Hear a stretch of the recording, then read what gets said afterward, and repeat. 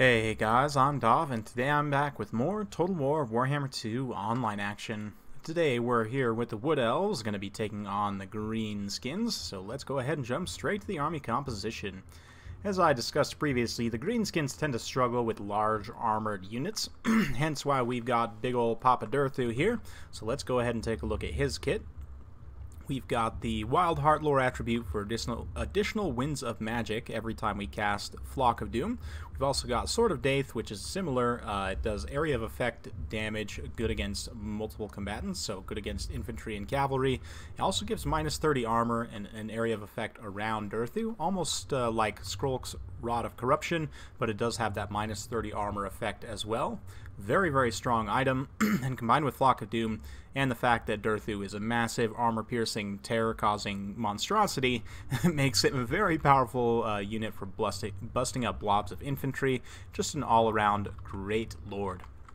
We've also got a Branch Wraith here just for the healing and the melee attack buff, because we are going to need both of those things. In terms of the infantry line, we've got a front line mix of Eternal Guards, no shields, two Spear Dancers, and two Sword Dancers with a single Glade Guard with Starfire Shaft.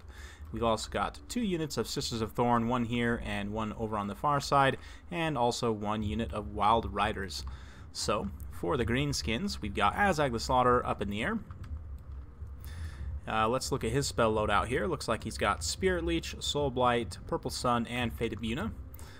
In terms of his infantry, he's got Savage Orc Biggins, 4 of them, 2 units of Black Orcs, 2 Goblins, and 2 Goblin Archers with a Goblin Rocklobber.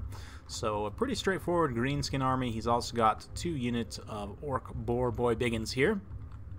So without further ado, let's go ahead and kick the battle into full gear and we'll watch things unfold. So first things first, I'm going to try and bait a mobility engagement here. I now discover with my Sisters of Thorn here these Orc Boar Boy Biggins, and since they only have 60 armor, I figure, hey, let's see if we can bait them into an engagement where I can pin them in place with these Sisters of Thorn and then get a quick rear charge with the Wild Riders here. So we drop the Curse of Honor here. Unfortunately, it does not catch both units. It only catches one of them, which means these Sisters of Thorn are going to take quite a bit of damage here, and the Wild Rider charge is not quite as impactful as I would have liked. We are going to win this engagement initially, but as it starts to turn, it's really not going to go super favorably considering I have way more resources invested there. I also charged this unit of Sisters of Thorn in a little bit prematurely. I was hoping for a quick charge and out. Fortunately, my micro was not there, and we got inundated by these Savage Orc Biggins and taken out.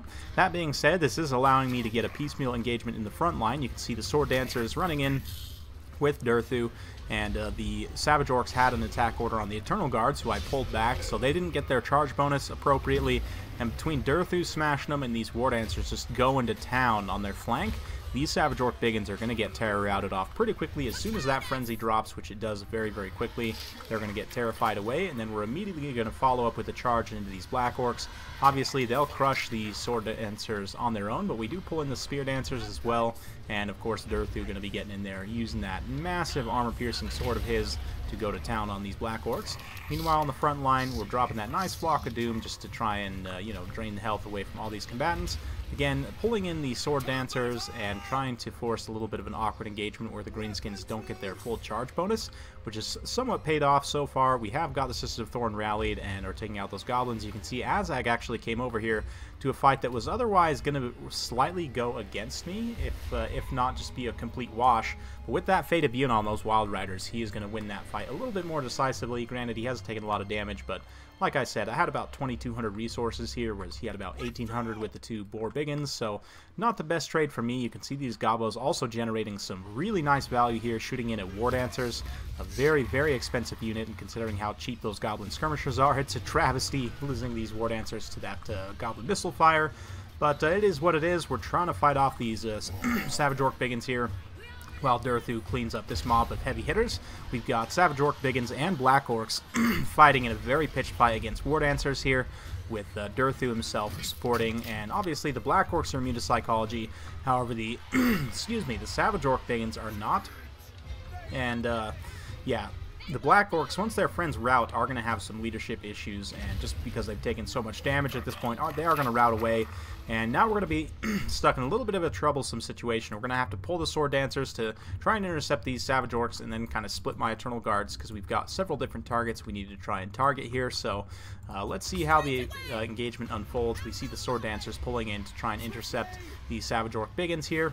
And then Durthu's going to go for this unit of Savage Orcs over here, while we kind of split up the Eternal Guard. I honestly, you know, it's tempting to stay in a big death blob, but I needed to try and engage on as many targets as possible. But at the end of the day, the Savage Orc Biggins actually come in and get a really favorable engagement and actually mow down most of those War Dancers.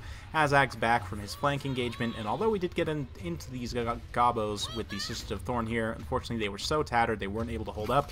That being said, Glade Guards are still online for the most part, getting some nice armor-piercing missile fire into these Black Orcs, who have lost about 15 unit models or so. We're going to be pulling in these Eternal Guards here because Azhag's wanting to drop in very wisely on these Glade Guards with Starfire Shafts, realizing they are a very significant threat to a lot of his units here. So we're going to pull in these Eternal Guards to try and defend, and obviously with their armor-piercing anti-large, they will be able to do some serious damage to Azhag. You can see Big Papa Durthu coming through as well, the Goblin Rocklobber firing over the hill. Unfortunately, I wasn't able to win the mobility advantage decisively enough to go take out his artillery or his skirmishers. I would have very much liked to, but you can see we're point-blank firing into Azhag with these Glade Guards here, and Durthu, having chased him off, is now going to turn his attention to some of these Savage Orcs and Black Orcs fighting in this pocket. Going to drop a nice Overcast Flock of Doom here, just to tear away the hit points of all these units while the Glade Guards continue to fire away at Azhag. We're going to need to take him out if we're to have any hope here. You can see the balance powers turned pretty badly against me at this point. A lot of my infantry has been mopped up. The last Sister of Thorn is mopped up. We do have some rallying, let's see here, Wild Riders over on the far side, but their leadership's very low. Likewise, these Sisters of Thorn also. I thought that was the last unit, but I guess the other one's still coming through here. That being said, we have managed to take out quite a few units. You can see some tattered Black Orcs have rallied there. Most of the Savage Orc Biggins have been dealt with. It's just pretty much Azhag at this point and this pocket of infantry fighting here. You can see Azhag's getting a little bit greedy here, wanting to go after these Glade Guards with Starfire Shafts, and I mean, they are definitely a big threat to him, but as soon as he comes down here, we're going to just pull Durthu out and try and get on top of him. Looks like my opponent using that Soul Blight there to tear a bit of armor off Durthu, so he's only down to 70.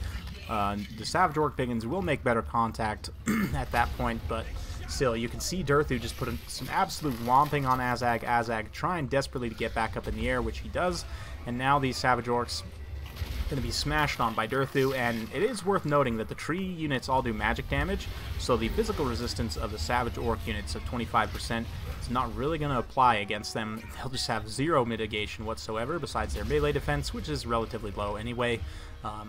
Yeah, you can see these Black Orcs also fighting here in a very pitched late-game engagement. Man, it's got to be real hard to focus on shooting a bow while you got a Black Orc smacking you in the side of the head, but looks like that Black Orc has decided to run away. Azhag comes down for a final suicidal charge against Durthu here. I honestly don't really know what my opponent was thinking, because that was not a safe play whatsoever. Maybe he figured with the debuffs and everything that Azhag would be able to stand and fight with Durthu, but he just isn't. I apologize, guys. Got a bit of a sore throat, so thanks for bearing with me on that. But anyway, you can see Durthu fighting in here, going to be taking out the last of these Savage Orcs, and with Azhag's leadership pretty much in the pits, he did come back from rallying. The balance of power has moved pretty decisively in my favor. You can see Durthu going to be pushing through here. It's pretty much just Durthu and the Branch Wraith, though. We've been continuously trying to drop healing as well as the Flocks of Doom every chance we get, so at this point, we're going to fast forward a little bit here as I make a little bit of a mistake and get my Glade Guards, which don't have any ammo left, granted, get them caught out by these Orc Boar Biggins. But, you know, we're trying to keep these very tattered Eternal Guard with Durthu and the Branch Wraith. We use a Flock of Doom to tear away a little bit more hit points from the Orc Boar Biggins. Honestly, probably would have been better used on these Gobos, but we're going to come in here and smash out this last unit of Savage Orcs. And then here comes the Orc Boar Biggins. They were a little bit out of position to be there right when the Savage Orc Biggins were providing a nice anvil. And since both of these units have this ability here, both Durthu and the Branch Wraith have this Blessing of the Ancients, if they're standing in the woods, they get an increase to the magic reserve. So we're going to try and take this engagement not only to help block some of the arrows from the trees, but also to get some additional Winds of Magic here to try and maybe get to some additional healing, or maybe another Flock of Doom or something. But yeah, you can see The Orc Boar Biggins are going to go down, and Azhag again coming down and immediately trying to pull away, but one hit is enough to finish him off, and that is going to be victory for the Wood Elves. So a very fun battle. Hope you guys enjoyed watching. In terms of the tail of the tape here, I mean, just goes to show how much the greenskins tend to struggle with the large armored units.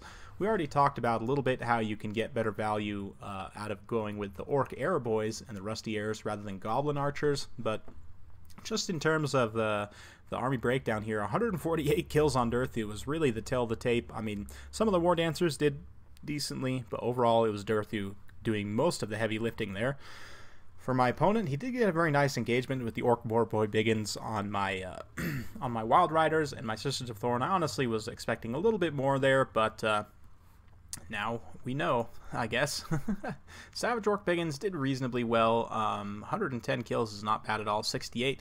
These guys are going to be pretty decent in this matchup, but the Wood Elves can bring a lot of magic damage, so that physical resistance isn't going to help a whole lot in this particular matchup, but they are still pretty solid. But yeah, I think my opponent just didn't quite have the armor-piercing anti-large to focus on Durthu.